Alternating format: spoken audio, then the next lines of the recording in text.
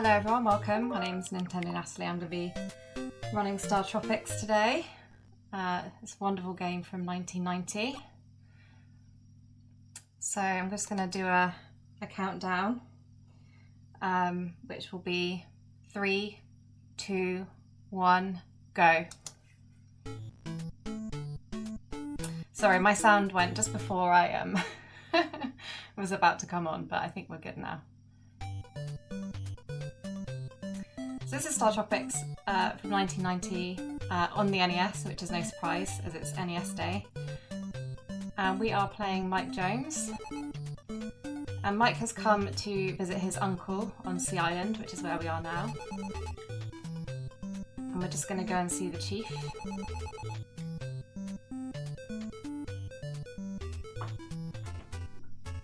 So we are just chatting to the chief here, and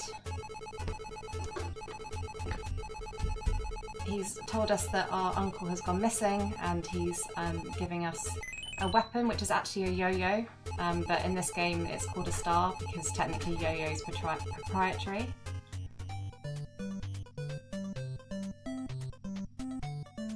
Because I'm playing this on the Switch actually. And we need to speak to 3 people before the chief and then 3 people after. And that triggers the check flag for us to be able to speak to this person here and leave the island.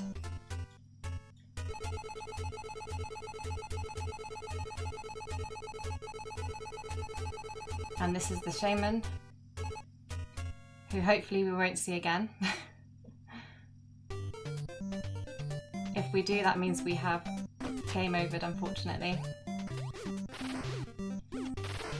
So our main weapon is the yo-yo, and we're into our first dungeon here. So chapter 1 is pretty much just about getting used to using the yo-yo, so the enemies are fairly straightforward. They pretty much take all one hit. And in terms of speedrunning this game, it's all about buffering your inputs, so that's both the yo-yo and the movement and jumps as well.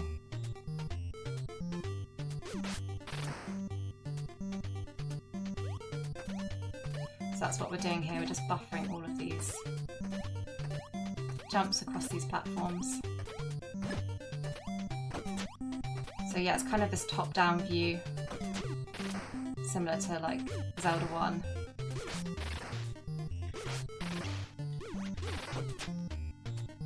Oops, we don't want to get stuck to the wall though.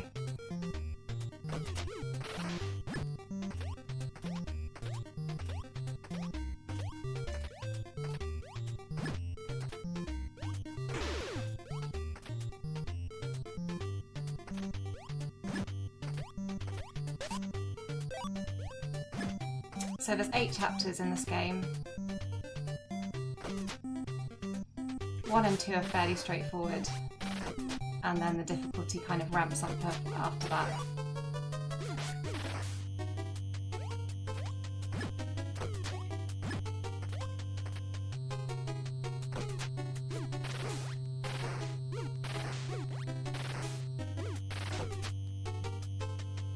And this is our first boss, which is the sea serpent. So that's perfect, that's exactly the RNG we want. So as soon as we get hit by the fireball, we can just damage boost across the top of the snake. If you're lucky with the RNG, you can kind of just get it where the snake basically opens its mouth but without breathing out any fire.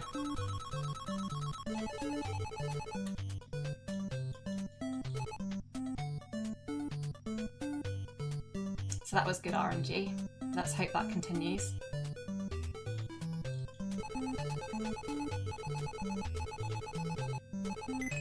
So we're just chatting to Babu here, who's going to give us the code to the submarine.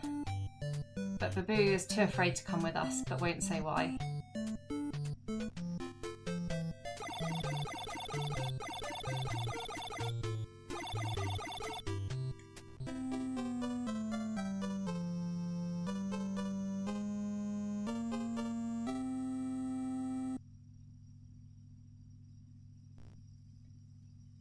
And that's it, chapter 1.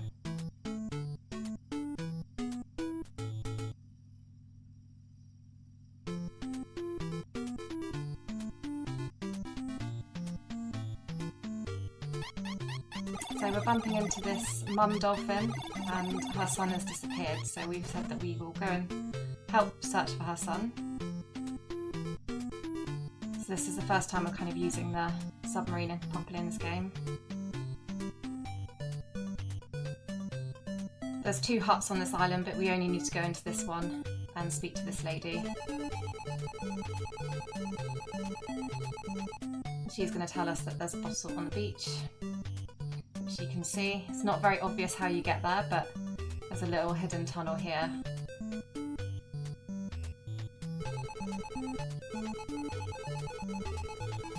Captured by evil aliens. So now we know what's happened.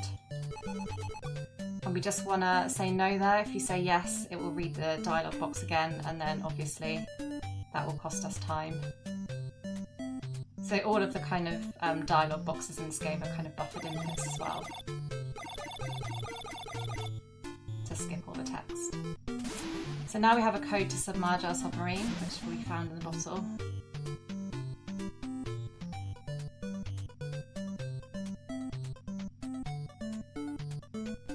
And now we're into the chapter 2 dungeon.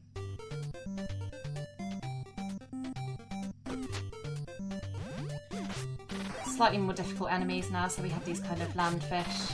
Take a couple of hits. Good practice for buffering our inputs.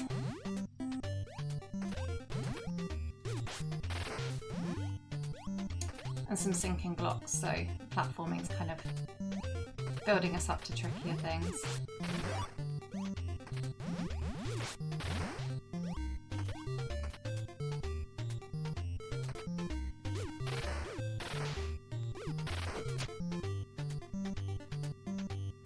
So I'm just going to jump and throw out a yo-yo shot there, and what that's doing is setting up it's like a buffering strat, so it's setting up perfectly here so that I can jump all the way across to this switch without stopping, and then all the way back again. Otherwise I'd have to wait for that sinking block.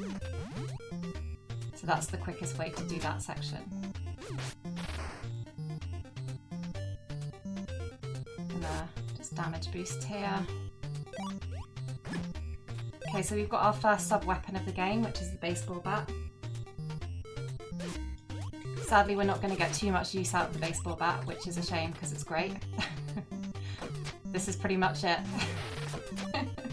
So we use it to kill all 4 of those in one go. If you fail to do that, they move randomly throughout the room, and they're very difficult to kill individually. Whoops. Whoop.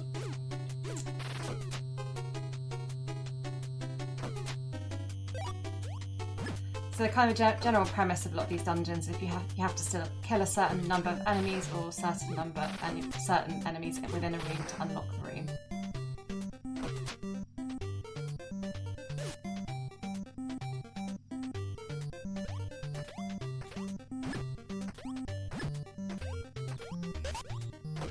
And that's kind of the case most of the way through. So we've got our first magic item, which is the snow doll, which we're going to use on the boss that's coming up here.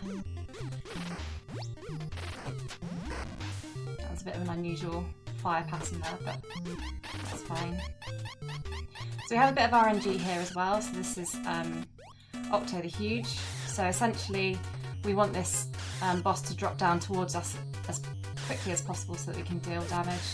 There is a risk that as we are seeing now, that the boss can just kind of chill out at the top and not come down. So that is this is quite an RNG heavy section. And we're just using this snow doll to freeze Octo the Huge in place so that we can deal damage with the yo-yo.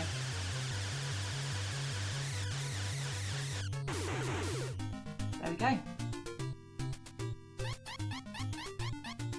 And we have rescued a very adorable dolphin.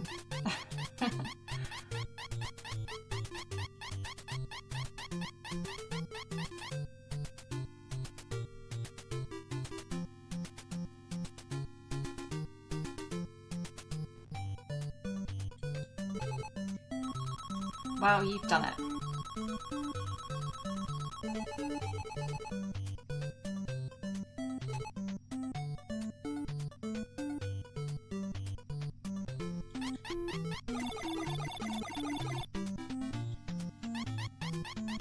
dolphins are reunited and they're gonna steer us out of this area. Now crush it. So there's a potential glitch that can be pulled off with Octo the Huge, where if you pause buffer during the boss's death animation, there's a very slim chance that it can skip to the credits. But this is not a glitched run that we're doing today. We're going to be hopefully getting to the end of the game in its entirety. So chapter 3, things have not gone great.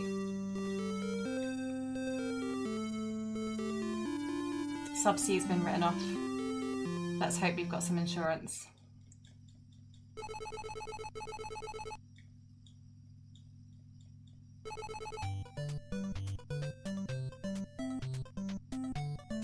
So again, we can skip this hut here. Don't need to go in there for the speed run. So we're into chapter 3, and this is the first of 4 dungeons. Chapter 3 is long and quite difficult. This is where it really starts to get tough, both casually and in a speedrun capacity.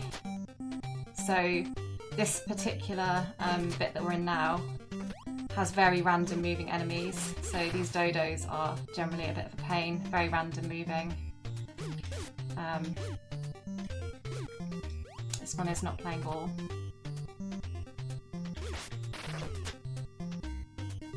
And then we have these monkeys as well, which again, completely, this is all solidly RNG based. So how quickly you'll make it through these rooms is completely contingent on the pattern the enemies. And also because of the random movement of these enemies, there's obviously risk of taking damage and actually dying in here as well. This is quite, maybe doesn't look like much, but this is quite a difficult section of the game.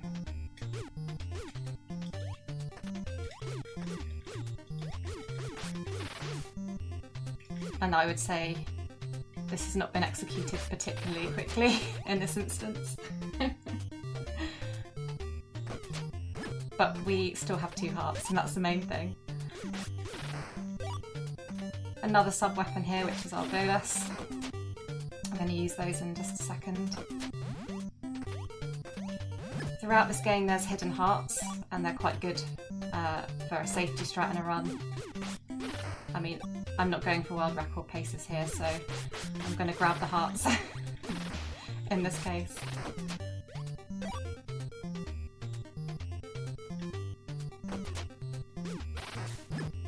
And the game has now kind of started to introduce the concept of dark rooms. We'll see a few of those in the game. And we'll need to get used to those. That section is affectionately referred to as RNG hell. And you can probably see why.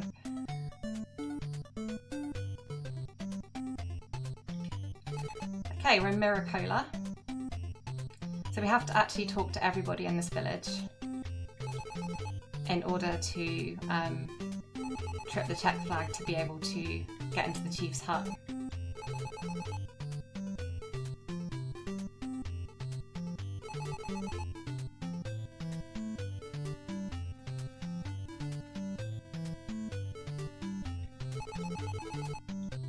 And this is Miss Mirror, and she's going to ask us who is our favourite, and we have to say Miss Mirror is our favourite.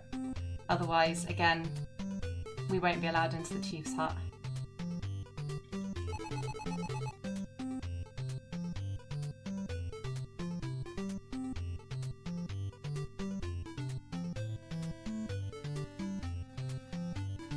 And it's good because we get to jam. Great overworld music. Okay, this is Chief Miracola, so he's going to tell us that his daughter Bananette, she's asleep, she can't be woken up, and that we need to visit a mountain hermit who's going to give us a scroll which we can use to heal Bananette, and in return he will fix our ship for us. But before we are able to head out, we have to go and visit Bannernet. And again, a bit of a sneaky one here, but this is again like a hidden doorway.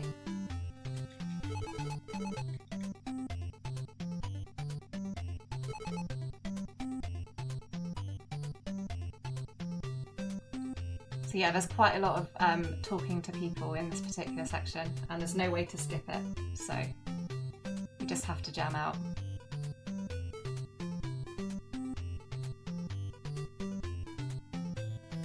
Okay, we should now be able to escape.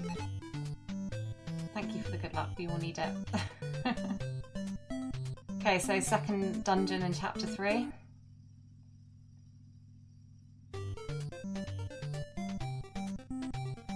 Gonna damage boost through these snakes. More zombie chickens in here, as I like to call them.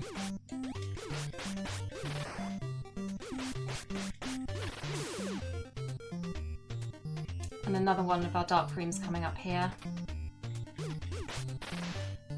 So the way you figure this out in casually is look at the pattern of movement of the snakes, and then you can figure out from that where it's safe to step on.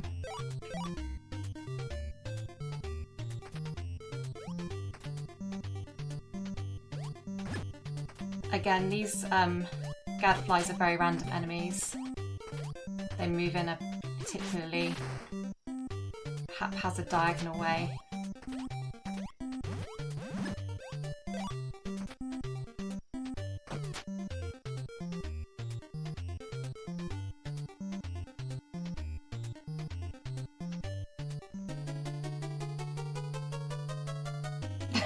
Thank goodness we checked, yeah. Bannernet is definitely asleep. Be a long way to go if she wasn't. So we have a slingshot here. Quickest way to kill the gadflies in this room. So that's another one of the sub-weapons in this game. There's quite a few sub-weapons, but all of them get a very small amount of use each, I would say, throughout the run. So it's kind of learning when to use them most optimally.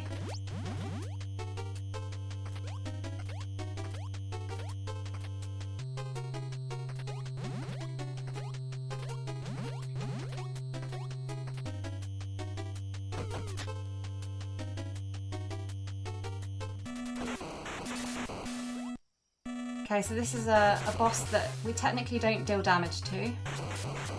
And again, casually it's quite hard to figure that out, but there's some switches that we have to hit in order to sink this fiery boss into the water. So we hit these platforms, and then the platform falls away. It's photosensitivity warning here, so look away if you're photosensitive.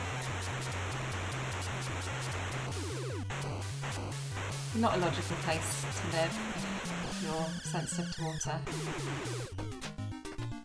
Bit of a design flaw there.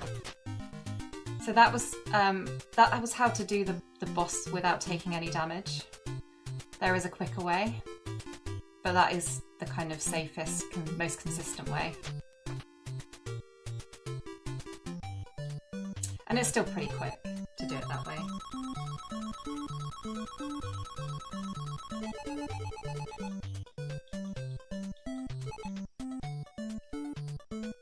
Okay, so we're making progress through chapter 3. So the next section we are going to go to is the Ghost Village. That's the third dungeon. We're going to skip the town of Shikola for the moment.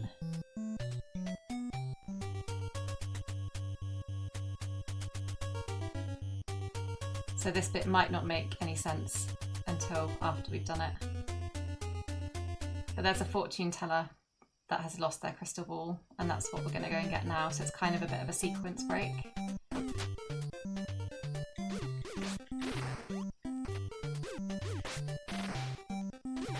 So Ghost Village is where people start to really feel the difficulty, both casually and in the speedrun, and maybe have some regrets about playing the game, but I promise you, if you push through and master it, it is very satisfying, both casually and as a speedrun.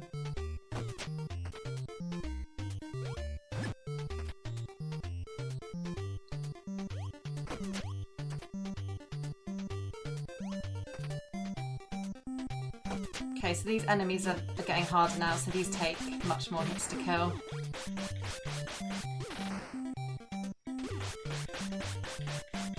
So that's where buffering your inputs becomes really important.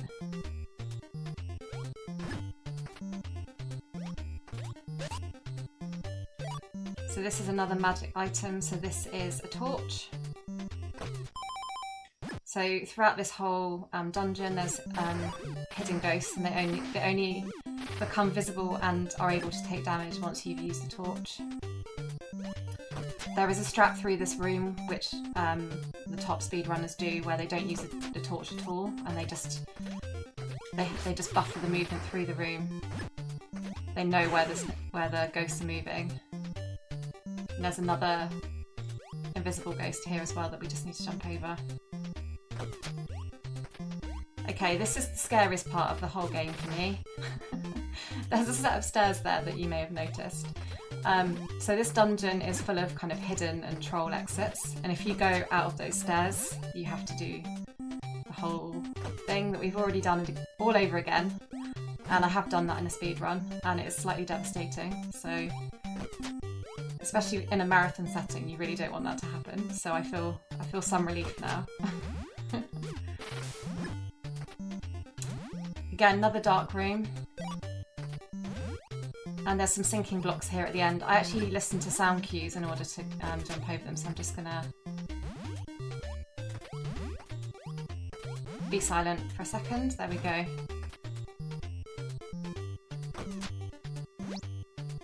Bad RNG.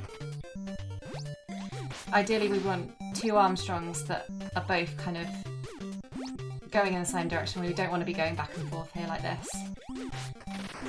I was doing some practice before I went live, and I had good Armstrong RNG, so I think I've reached my quota for the day.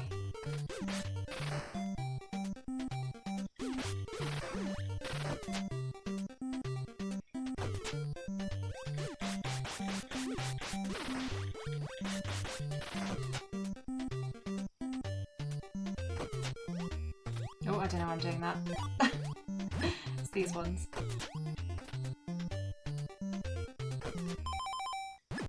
So again, this bit's a bit tricksy. It's not really necessarily obvious what you need to do, but we're using our torch again, and that opens up the passageway. So yeah, casually, there are definitely some difficult things to figure out in this game for sure.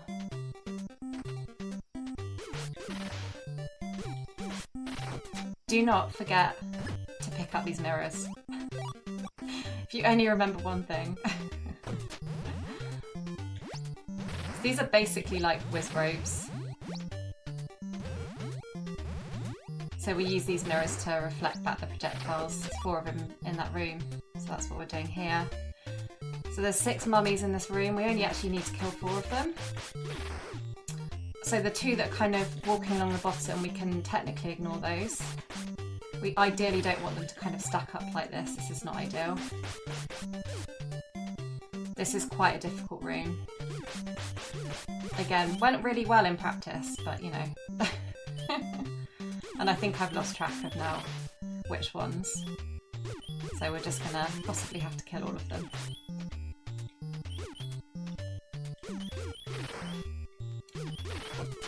There we go.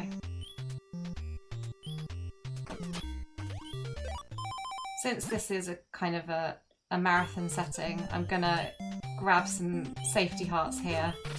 I don't fancy doing the final boss with 1.5 hearts. So hopefully this is nice just to display some of the backup strats as well that can get you out of trouble. That maybe you've played this game casually and there were some things in this run that you maybe didn't know about that you're now seeing, so that's fun too. More whiz robes. 4 of them again.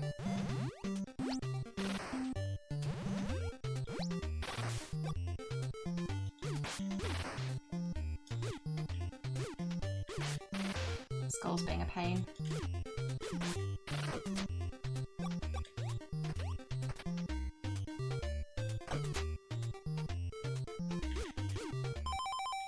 So we need to use our torch again to make the boss appear. So this is Maxi. Ideally you kind of want Maxi just to stay in one spot, but Maxi sometimes has other ideas. So when Maxi starts to move really quickly like that, you only need to do 3 more hits.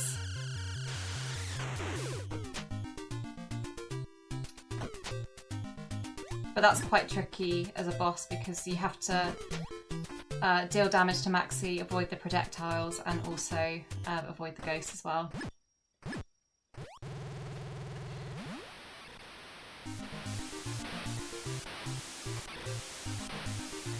Yeah, the force line is really cute.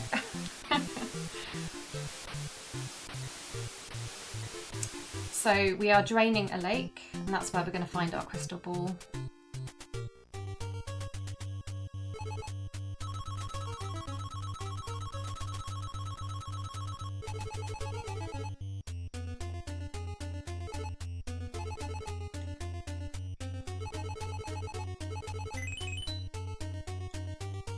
So we're going to grab that and head out.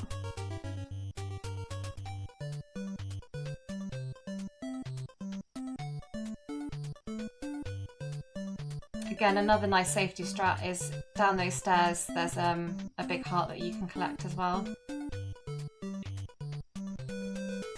So we're now in Shikola, so we're gonna go and return the crystal ball to the fortune teller.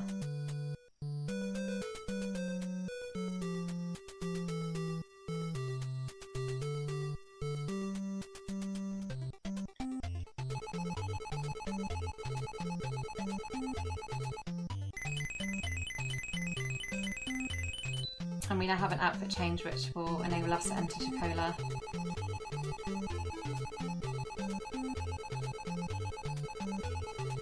And we're being told our fortune, which doesn't sound all that great.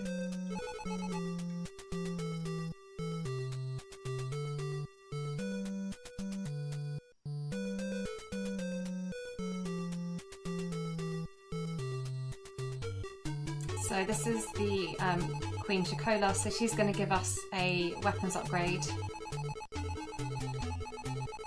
She's noticed that we killed all of the monsters. So we now have a shooting star, but in order for it to actually work, we need to have all 6 of our hearts. Otherwise, we just have our yo-yo. Again, something else we don't want to forget is we have to talk to the head warrior before we leave. If you don't do that, then the switch for the bridge doesn't activate, and then you have to come all the way back here, which is a huge time loss.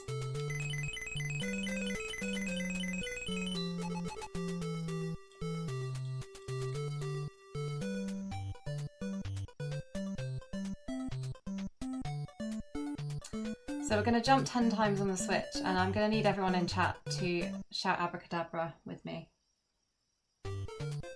Otherwise it doesn't work. 2, 3, 4, 5, 6, 7, 8, 9, 10. Abracadabra. Okay, we're good. It worked. Okay, so we know that we have hearts there to pick up, which will mean that we can actually use the shooting star.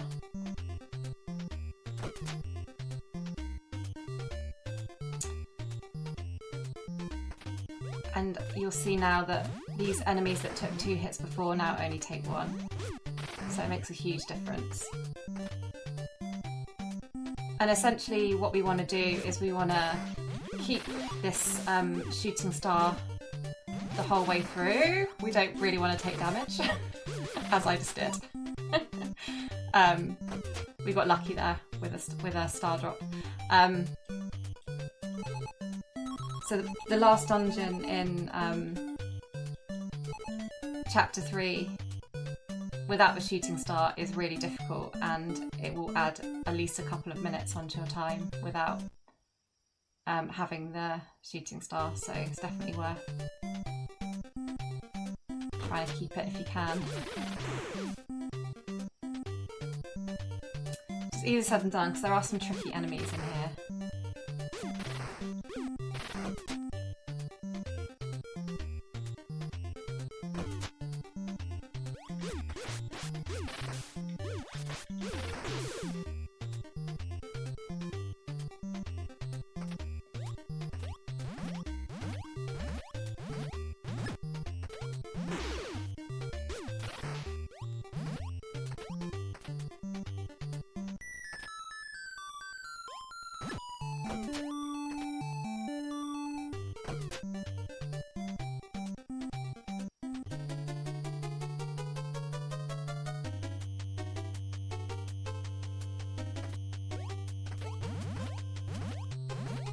So these enemies are called Froppers, and these are generally what caused me to lose my shooting star in here, but I've managed to just about survive.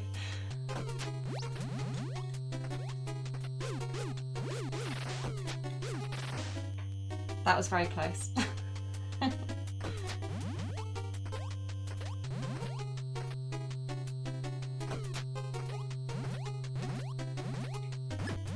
Slightly menacing room, this one. So there's not very many manipulations in this game, but this is one of them. So what you can do is hold down on this block and it just speeds up the Froppers spawning, so we can exit the room more quickly.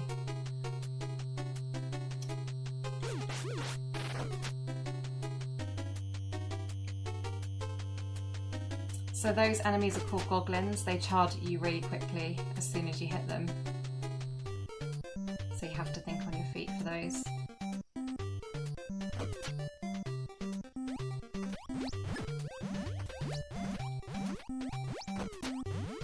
Some weird projectile patterns there. These enemies are called Big Bullies. They do absolutely heaps of damage. Do not touch them. Is really the only advice I can give. Just wouldn't recommend. Again, because we've managed to keep the shooting star the whole way through, it just makes these enemies just so much quicker and easier.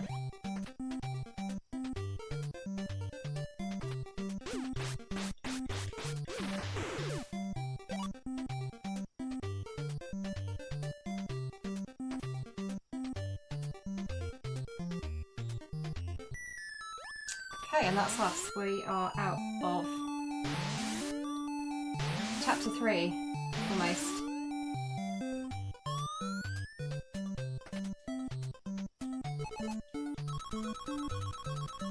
We have done it.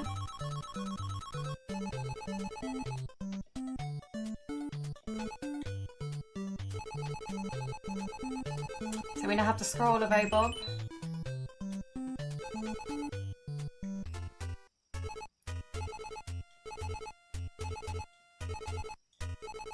This is our mantra for the speed run.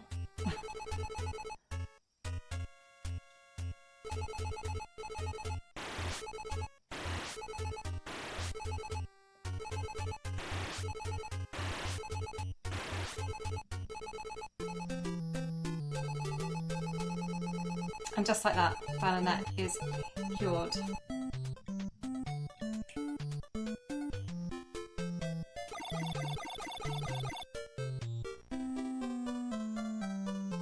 Hardest part of the game out of the way, kind of.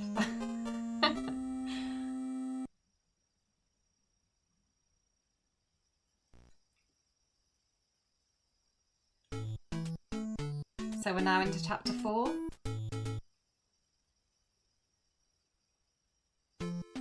If anyone is interested in running this, then we have a lovely community, and there's lots of help available. So yeah, do reach out. So apparently there's someone like us in the ocean. So we have to go into that hut and we just need to talk to that one villager.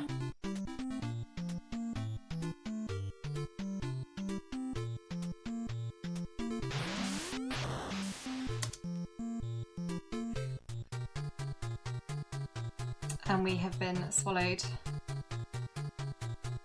whale. Not ideal. So this is Babu, who was too afraid to come with us earlier, but has come to find us.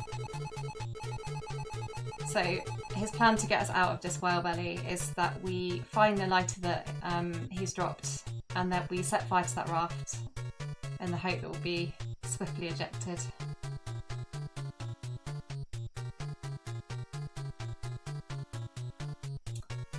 So we're effectively in an intestinal maze. Don't really know how else to describe it, really. In terms of the speed run, you just need to just learn the pattern. It's quite confusing the first time.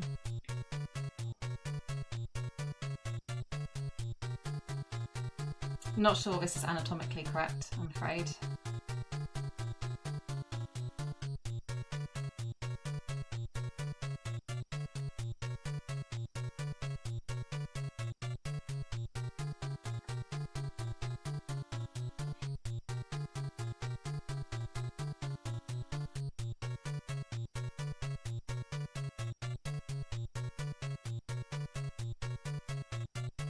And here we go, here's our mic-sized lighter.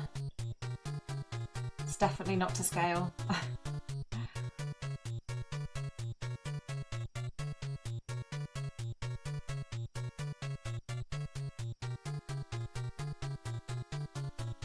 And there's a quick way out to get back to Babu, so that's why we're going that way rather than back the way that we came.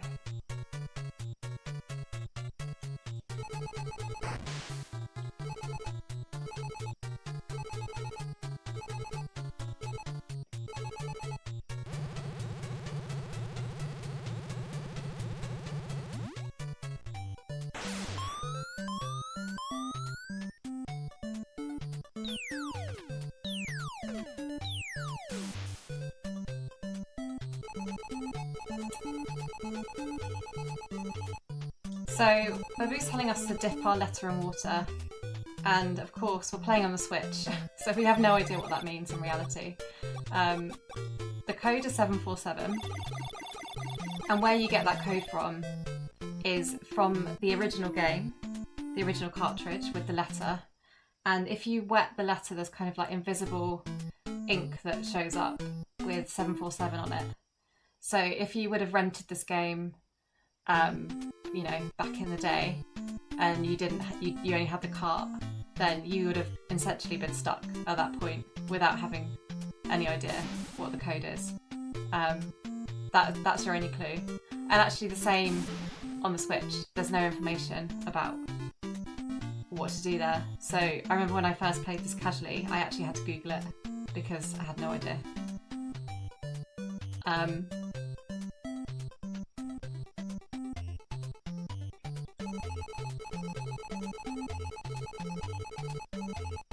I think the code was actually printed in an issue of Nintendo Power as well, back in the day. But yeah, we have Google now, but...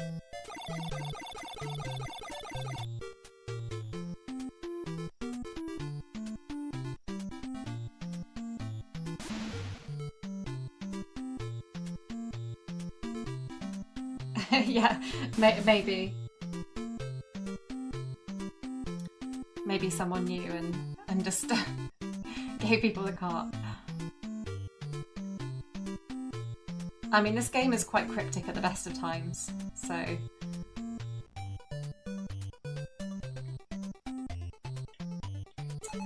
So we're into chapter 5, and this is Belcola. We have to speak to everyone but one person in here to get into the chief's hut.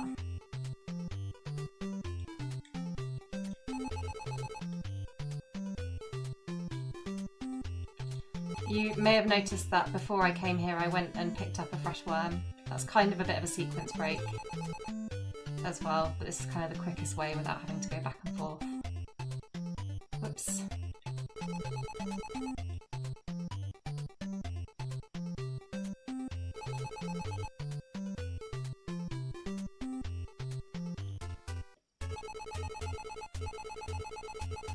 So So there's a ship blocking the strait, which is Captain Bell's ship,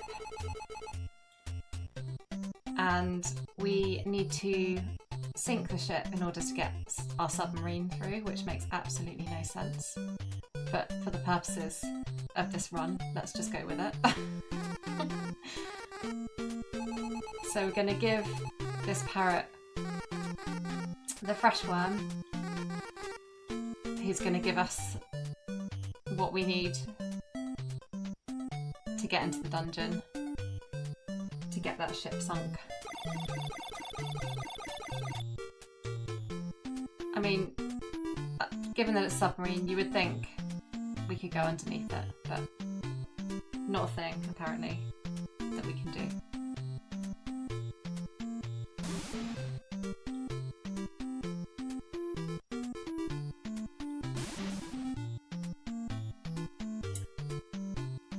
Oh, I don't think I knew that in the Wii version that you could, there's a digital version. That's really interesting because there's nothing like that on the Switch. So playing it on the Switch is essentially the equivalent of renting it from a Blockbuster without the manual in 1990.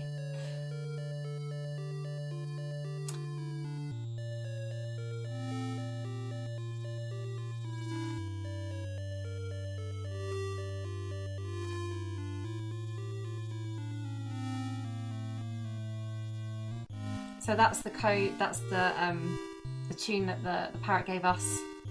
If you hit a wrong note in here, you have to completely leave this room and re-enter in order to reset the organ.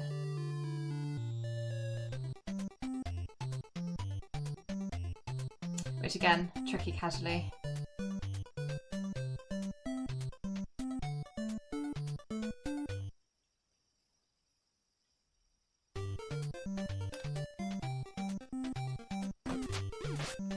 So, whoops, Chapter 5 dungeon, it's kind of fairly predictable. There's not too much RNG in here. It's just a case of avoiding the traps, killing the enemies, and trying to keep as many hearts as possible. So I'm going to jump here. Jump again here. So this is all fairly kind of predictable. There's not a huge amount of RNG. Well, I mean, I can't really think of any RNG actually, really, in Chapter 5. It's purely execution based.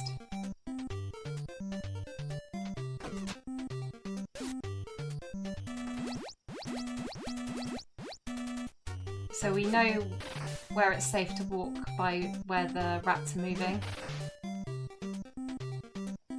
And that's casually how you would figure out how to get out there. Again, the enemies you kill, it's all kind of fairly consistent stuff at this point.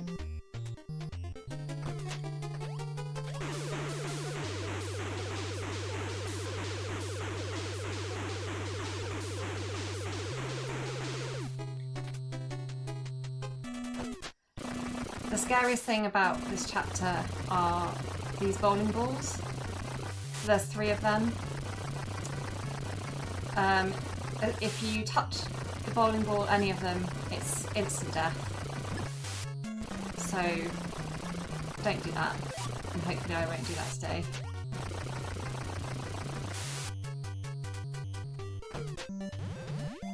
So this is a little bit potentially RNG. But that's kind of about it, really.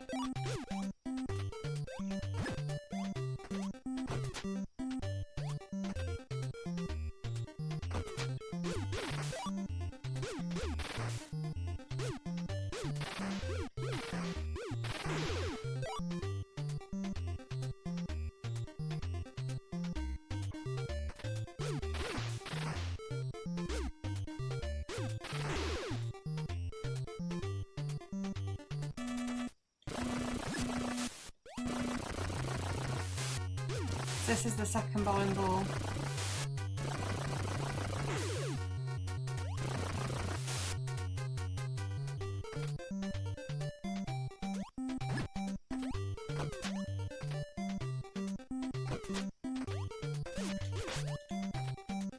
got by that bat there.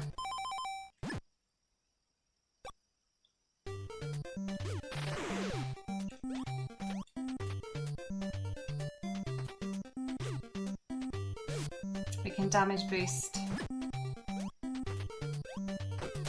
through one of those. And we're now at a checkpoint, so if we do take a death now, we're not going all the way back, so that's good.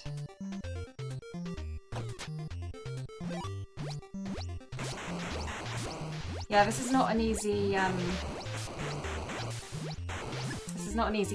It's not an easy speed run, to be honest. But if I can do it, anyone can do it. This was my first speed run.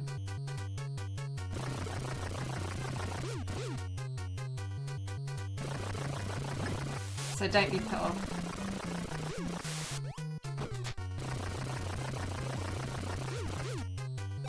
Gonna play it safe there.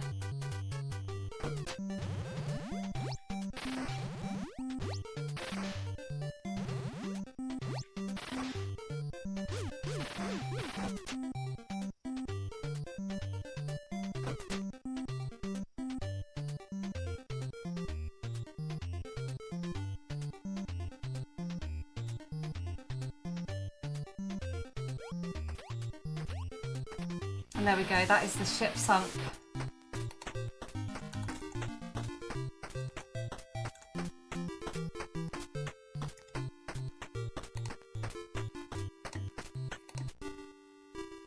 O7's in chat.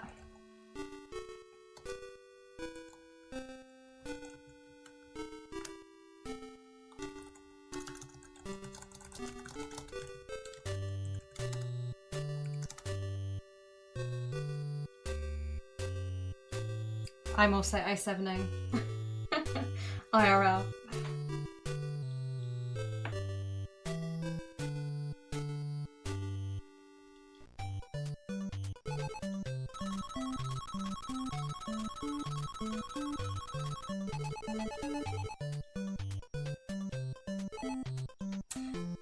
So yeah, for me, chapter 5 generally, it's one of my kind of safer chapters, I think.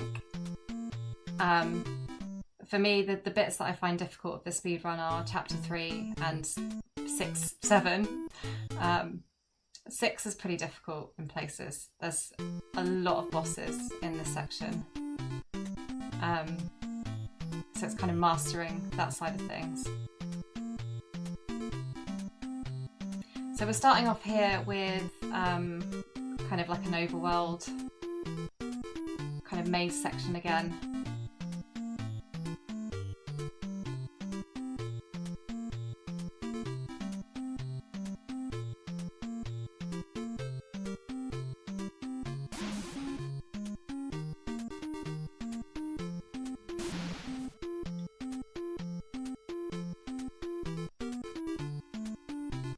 So we can enjoy the jams.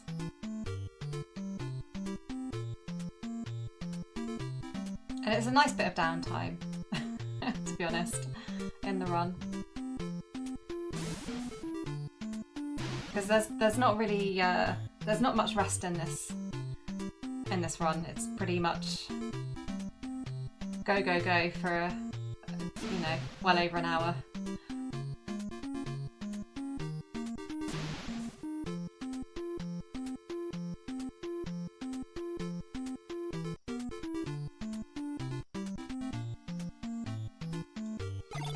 So now we're going to get some alert boxes coming up to tell us that a signal's been detected. We don't want them to come up because that wastes us time. So if you kind of hug the island, taking that kind of route, then it minimises the number of chat boxes that you get that come up. So that's the quickest way to do that bit. But other than that, there's not much to it.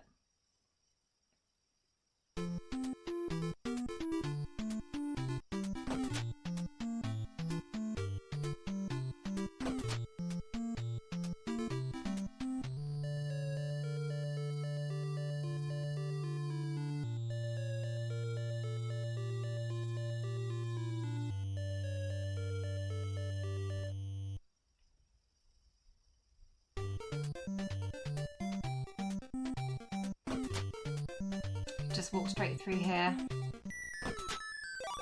So we're now getting this item called an anklet, so you notice that Mike has kind of yellow top and shoes. We can only use it in the room that we pick it up in, but it basically means that we can jump an extra space.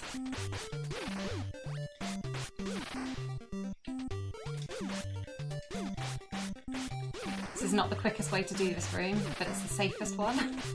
You technically only need to kill the 3 red mummies there.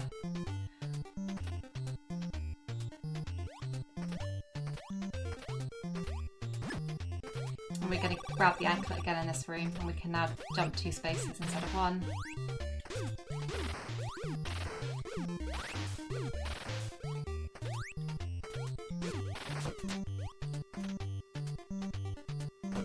Bit of a difficult room here. We've got a whole platform full of mummies, or a mummy conga line as I like to call it. We just got to mash, or buffer I should say, those inputs to get them all gone.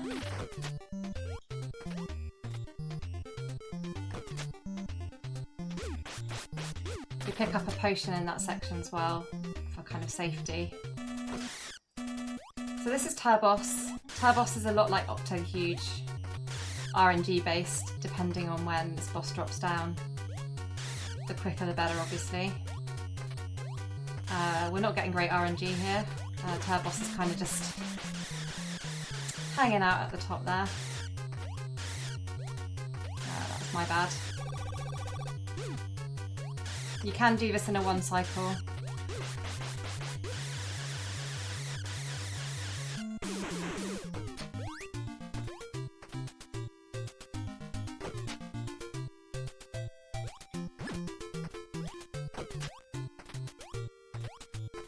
So yeah, that's the first boss of many of chapter 6. There's so many more to come.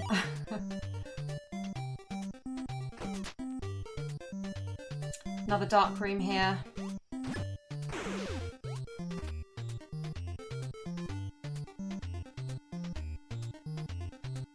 So I mentioned earlier about the credit skip with Octo the Huge, where you can pause buffer.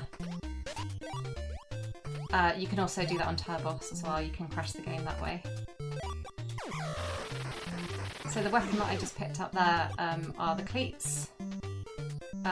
In my opinion, best weapon in the game.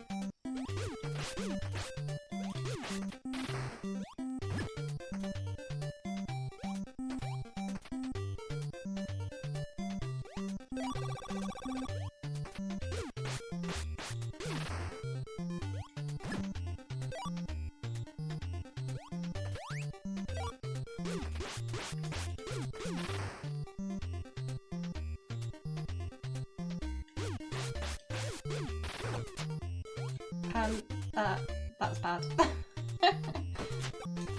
So we're going to use the cleats again in here, just to make quick work of these mummies. Luckily I picked up that potion A. There we go.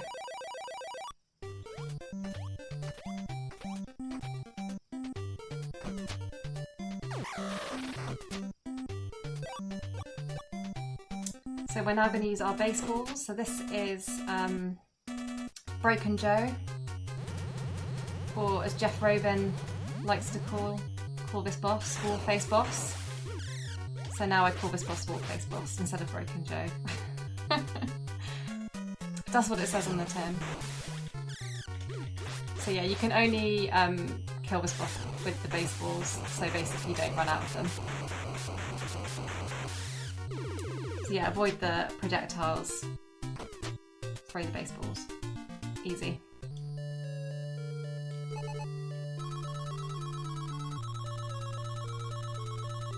I say easy, I've run out of baseballs there. I've died there. I've died probably in every possible way imaginable in this game, I think, so far, in the course of my speedrun journey.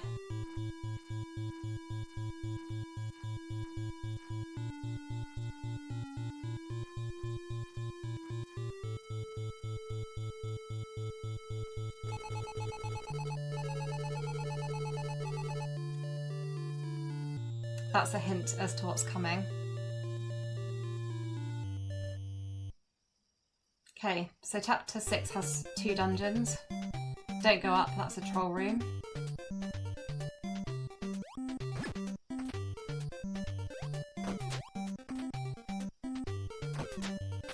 I'm going to grab these today. I'm just not feeling very optimistic.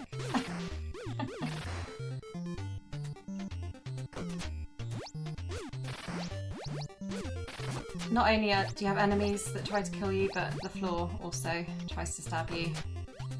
Not ideal. So another great sub-weapon, these kind of throwing stars. We're going to use these a whole lot in this dungeon.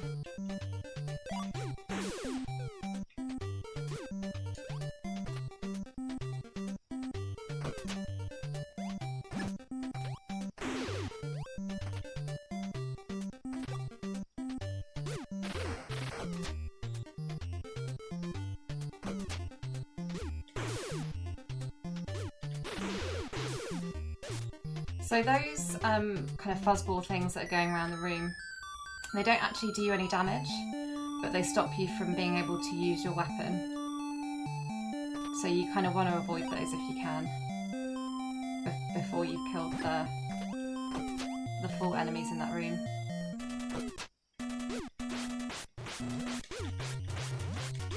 Okay, we're into our yet another boss. Really tricky to master at first, but once you kind of get the hang of that, it is pretty straightforward. The thing to say about the clay doll boss that we just did is that they, again, do a huge amount of damage if you hit them.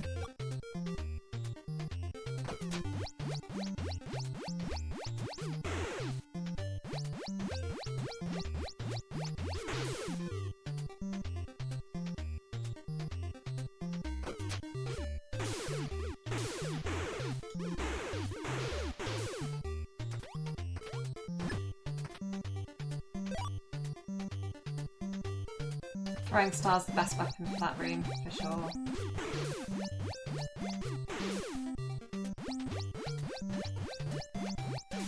I messed up.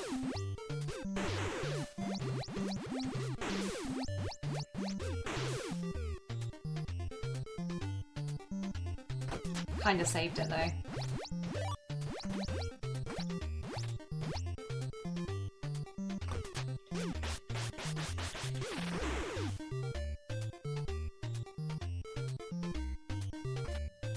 This is the troll room. You actually don't need to kill all those enemies, you just need to walk through the wall there.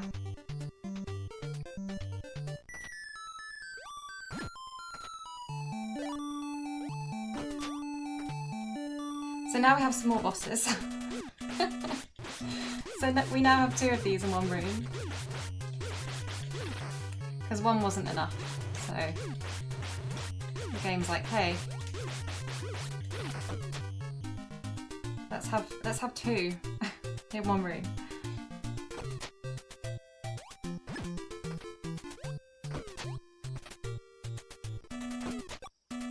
And just in case you thought to yourself, God, I haven't done a boss fight in a while, don't worry, there's another one.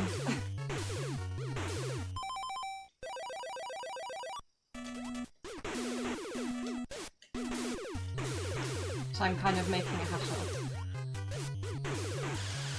So these are the sumo chos, and you kind of need to hit them 10 times. Sometimes they're really well behaved and they don't shoot any projectiles at all. They'll just kind of sit there and you can just deal damage to them with no issues. But today,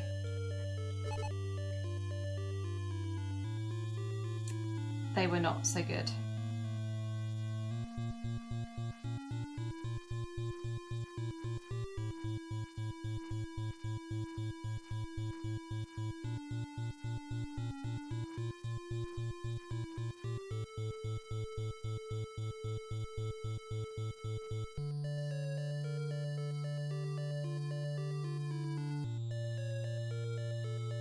Hey! It's Uncle Steve.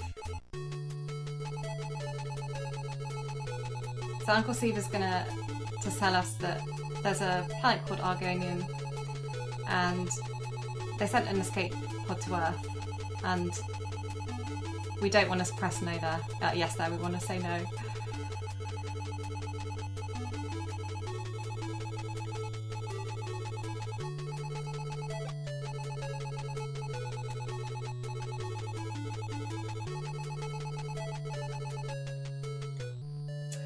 So the Argonians left us 3 magic cubes, and we need to pick those up in order to save the Argonian people.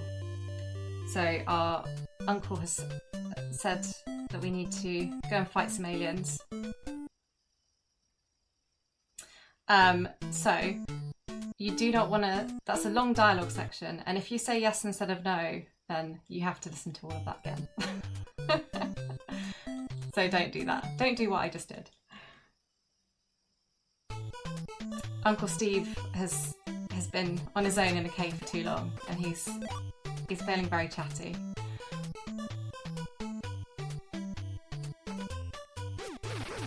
Okay, so this is 7-1.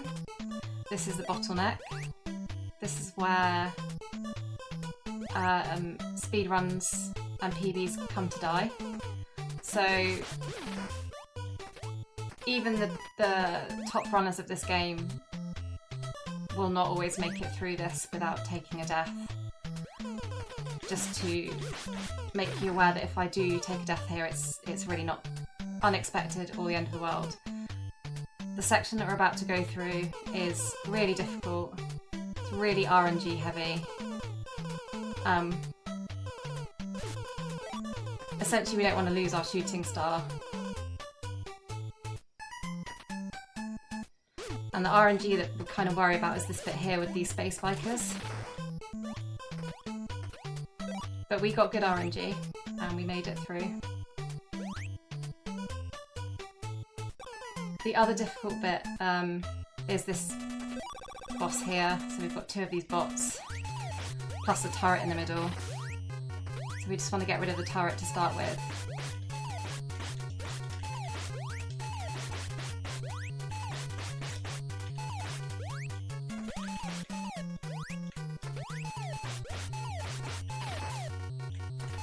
And then we want to get rid of these 2.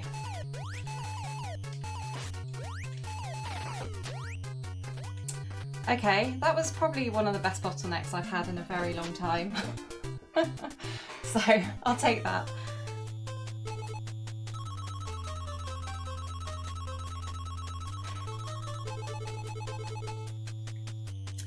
So it's possible to die multiple times in 7-1 by doing that strat.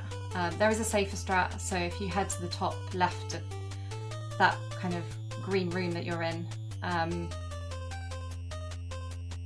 before you head to the bottleneck, which is the section at the bottom that we did, there's some space medicine or vitamin X or space drugs, depending on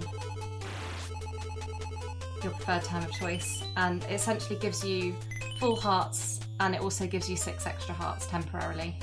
So that really helps to get through that section.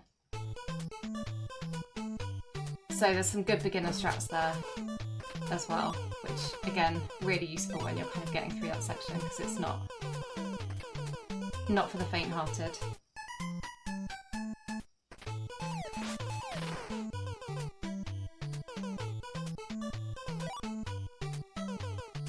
So 7-2, again, still in the spaceship. There are some quite tricky spots in this part. That's Jeff, the alien. Sometimes misbehaves. Today was quite well behaved.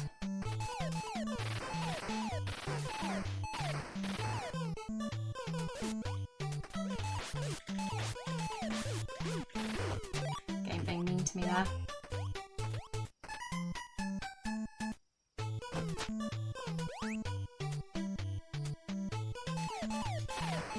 That's pretty much the perfect pattern that we just got for these. Well, not quite perfect, but not far off. But I'm messing up now. So those 4 turrets, you need to kill those. I got a good pattern, but I kind of messed up slightly trying to kill the last one.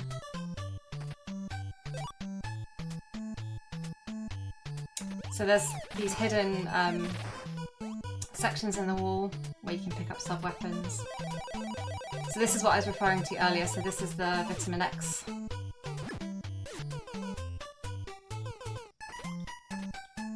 That gives you those extra hearts. So for that we just literally just use them just to damage boost through that section.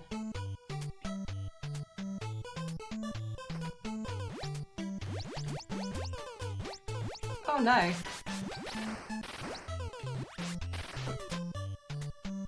That was a weird pattern.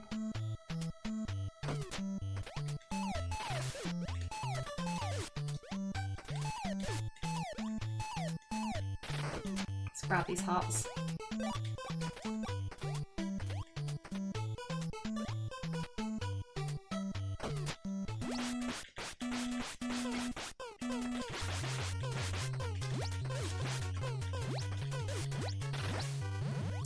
So that's the gold bot, so we use the ray gun there, that's the quickest weapon for that. This alien's going to be a pain, I can feel it.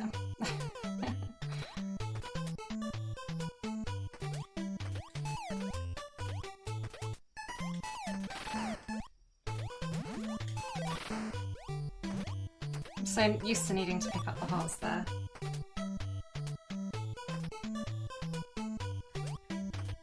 So this section with the heat tiles, really difficult. I think I've messed up, yeah. Luckily I had some extra health to play with. There is a frame perfect skip you can do to get over those, which the kind of top runners do. I have managed to pull it off in practice, but never in a run, unfortunately.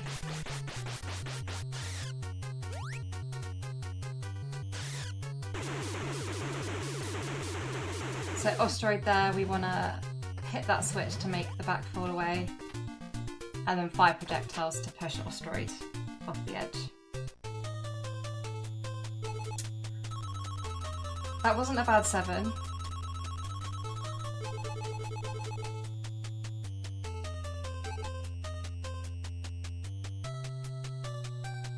So now we have some overly long maze-like hallways. This game likes mazes, and this section is no exception. So you just have to learn the route, basically.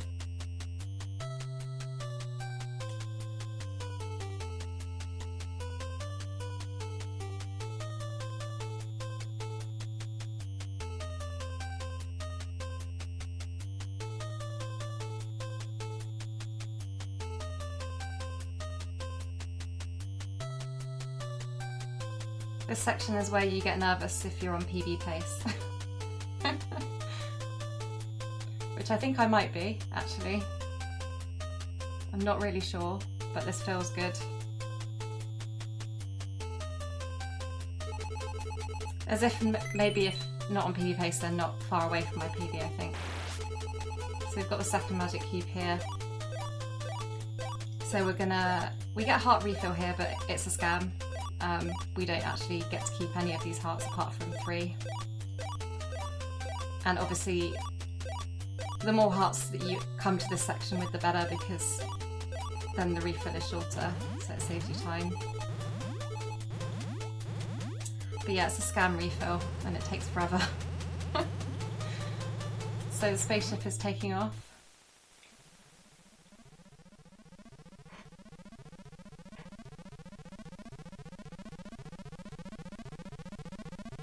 Yeah, I am on PB pace. Nobody panic.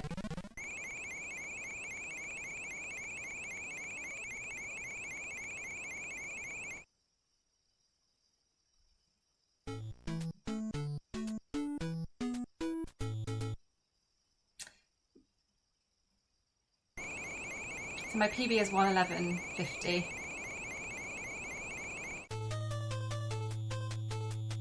I think it'll be tight. And I think it's unlikely, but...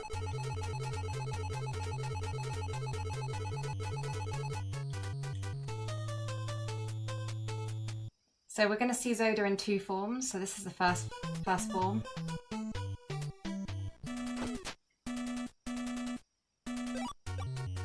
Absolutely terrifying. So these hands, bad. Instant death. And every time a hand spawns, we lose time. So you'll see me pressing down at the bottom here. So that's a manipulation which reduces the chance of the hands forming. And then we obviously need to avoid the projectiles there. Zoda needs to go to an optician. This is not normal. Only 1 hand, so that's pretty good. We'll take that.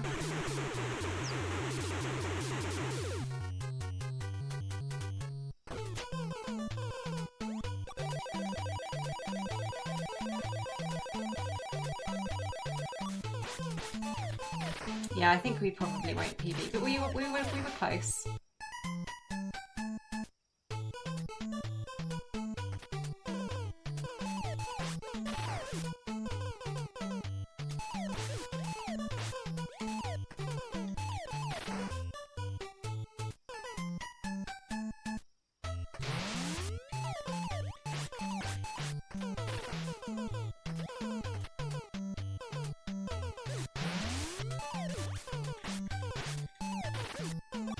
So the boss in this next room we're just coming into is a reactor core.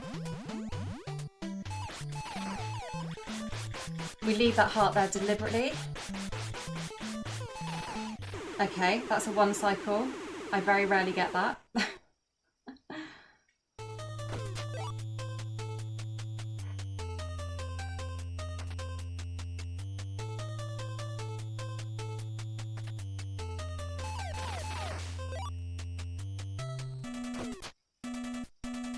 And here we go.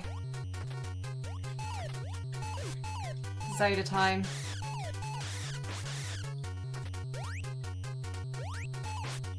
So this is the final boss in the game. Absolutely terrifying. Key thing really is do not touch Zoda, it's instant death. So we just want to play it super safe.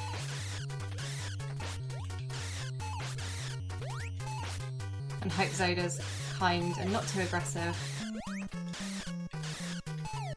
Zoda's being a wee bit aggressive, I would say, but not too bad.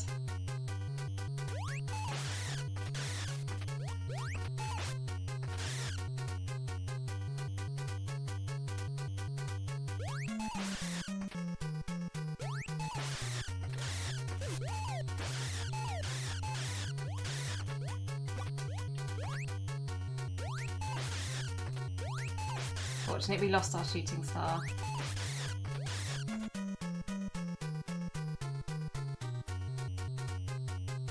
Come on, Zoda. Zoda's just chilling today.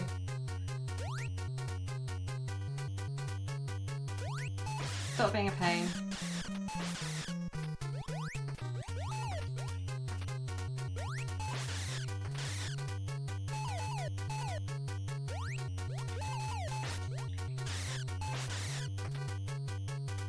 This is a very slow soda bite. But I'm just trying to play it really safe.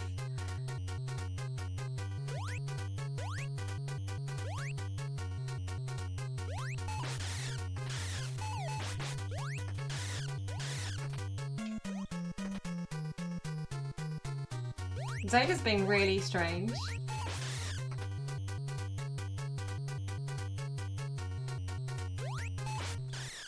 There we go, and time. So if you take a death there, then essentially you have to do all of the chapter again, chapter 8. And this was a really cool thing to actually show you guys. So this is what's called the credit skip. And if you are able to beat Zoda without Zoda firing any projectiles at you, then this is what happens. So the game kind of glitches out and skips to the end credits. So normally there's kind of a whole sequence where you go back to Sea Island and you talk to the villagers, and you get all of this kind of credits in the end, but it's kind of after that and it's with music. So yeah, this was kind of cool to see.